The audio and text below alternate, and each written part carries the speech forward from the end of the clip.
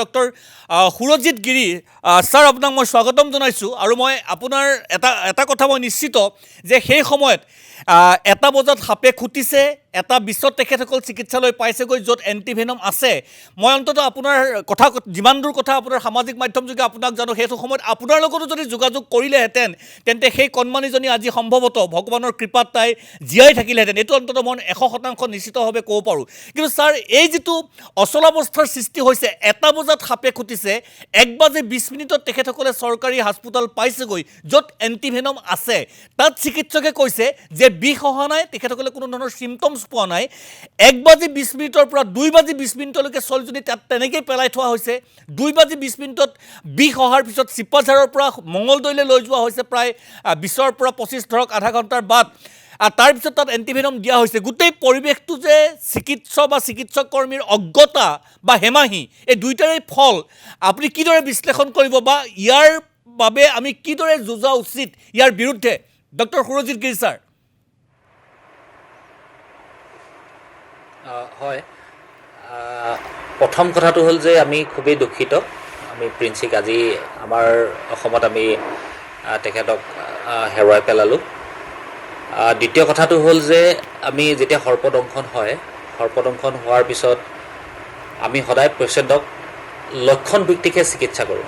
অৰ্থাৎ যিকোনো সৰ্পদাল, ছাপ'জ আপুনি যদি ফেটি সাপৰ ফটো যদি লৈ আহে, যদি কয় ছাৰ এইটো সাপে মোক দংশন কৰিছে, মই চালোঁ ফেটি সাপ দেখিছোঁ, তাৰপিছত আমি তথাপি এণ্টিভেনম কিন্তু প্ৰয়োগ নকৰোঁ। আমি সদায় লক্ষণৰ ওপৰত ডিপেণ্ডেণ্ট। অৰ্থাৎ ৰোগীৰ লক্ষণ আছে বিষাক্ত, ৰোগীৰ লক্ষণ নাই বিষহীন। কেতিয়াবা ফেটি সাপে দংশন কৰিলেও বিষ নিদিব পাৰে, বিষাক্ত সাপে দংশন কৰিলেও বিষ নিদিব পাৰে। চ' তাক কয় ড্ৰাই বাইট। চ' তেনেকুৱা যদি ৰোগীক আমি এণ্টিভেনম প্ৰয়োগ কৰোঁ তেনেহ'লে হিতে বিপৰীত হ'ব।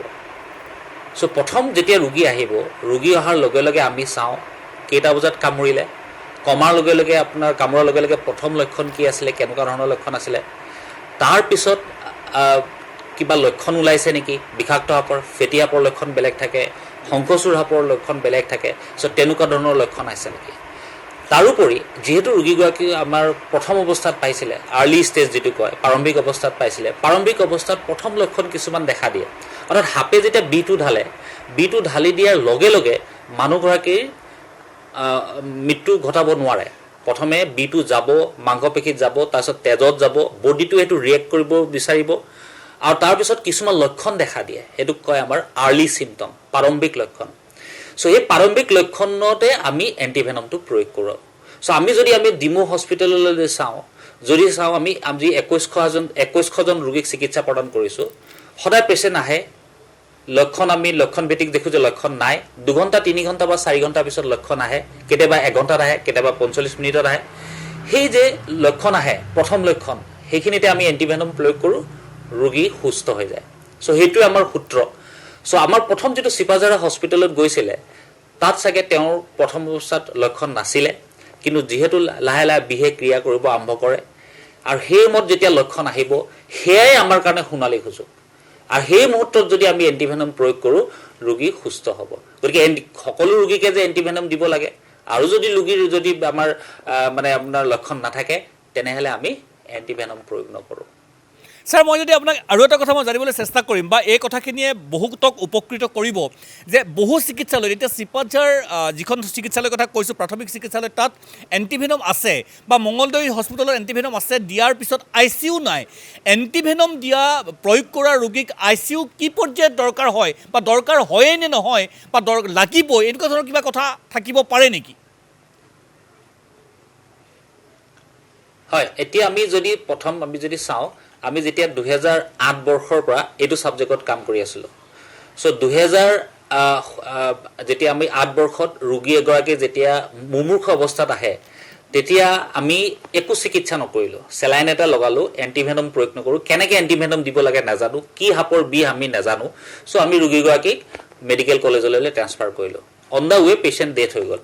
চ' সেই ঘটনাটোৰ পৰা এইটো ছাবজেক্টত মই সোমাই পৰিলোঁ। চ' যদি আমি চাওঁ নিজকে, তেনেহ'লে ময়োতো এটা সময়ত আপোনাৰ ৰেফাৰ কৰিছিলোঁ। কেলৈ ৰেফাৰ কৰিছিলোঁ? কাৰণ সেইটো বিষয়ে মোৰ জ্ঞান নাছিলে, কাৰণ সেইটো নলেজ নাছিলে, ব্যৱহাৰিক জ্ঞান নাছিলে। মই যেতিয়া MBBS পাছ কৰি আহিলোঁ, তেতিয়া কিন্তু মই সৰ্পদংশনৰ এজন ৰোগীকো চিকিৎসা কৰি কেতিয়াও নাহিলোগৈ।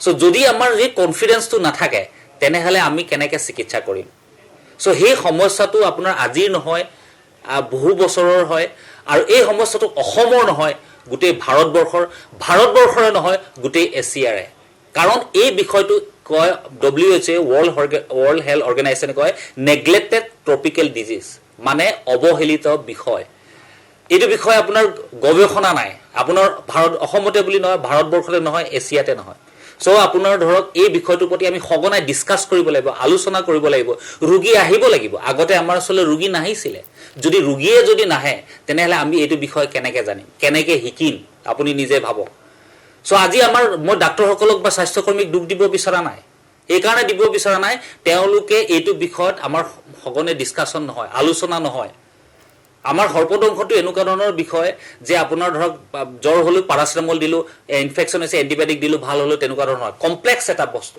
আপুনি চাওক 2008 বৰ্ষৰ মই কাম কৰি আছোঁ আজি 16 বছৰে কাম কৰি আছোঁ কেইদিনমান আগতে ককা এজনক আপোনাৰ সৰ্পদংশন আহে প্ৰথম অৱস্থাততো মই চাই পেলাই সেইটো বিষহীন সাপ বুলিয়ে ভাবিছিলোঁ এণ্টিভেনম প্ৰয়োগ কৰা নাই তেওঁক আমি অবজাৰ্ভেশ্যনত থলোঁ পৰ্যবেক্ষণত ৰখাৰ পিছত লাহে লাহে তেওঁৰ প্ৰাৰম্ভিক লক্ষণ দেখা দিলে চাওক মই 16 বছৰ কাম কৰাৰ পিছতো আপোনাৰ তেখেতক মই আপোনাৰ প্ৰথমে প্ৰাৰম্ভিক অৱস্থাত মই আপোনাৰ বিষহীন সাপ বুলিয়ে ভাবি আছিলোঁ কিন্তু লাহে লাহে লক্ষণবোৰ দেখা দিলে সেই মুহূৰ্ততে আমি এণ্টিভেনম প্ৰয়োগ কৰিলোঁ চ' এই বস্তুটো যদি আপোনাৰ যদি চাই এই গোটেই আপোনাৰ ধৰক ডিছকাশ্যনটো আমি যদি ৰেগুলাৰ কৰোঁ আমাৰ স্বাস্থ্যকৰ্মীক টনকিয়াল কৰোঁ তেওঁলোকক আমি সঘনাই ট্ৰেইনিং দিওঁ আৰু লগতে আমি আমাৰ অসম চৰকাৰকো ভাৰত চৰকাৰকো অলৰেডি আমি ইনফৰ্ম কৰিছোঁ যে যেতিয়া আমাৰ MBBS পঢ়ি থকা হয় MBBS পঢ়ি থাকোঁতে আমি ৰোটেশ্যনত যাওঁ আজি চাৰ্জাৰী বিভাগত গ'লোঁ 3 মাহ আজি মেডিচিনৰ বিভাগত গ'লোঁ 3 মাহ আৰু লগতে ছ'চিয়েল মেডিচিন আৰু প্ৰিভেণ্টিভ মেডিচিন বুলি কয় তাত 3 মাহ যাওঁ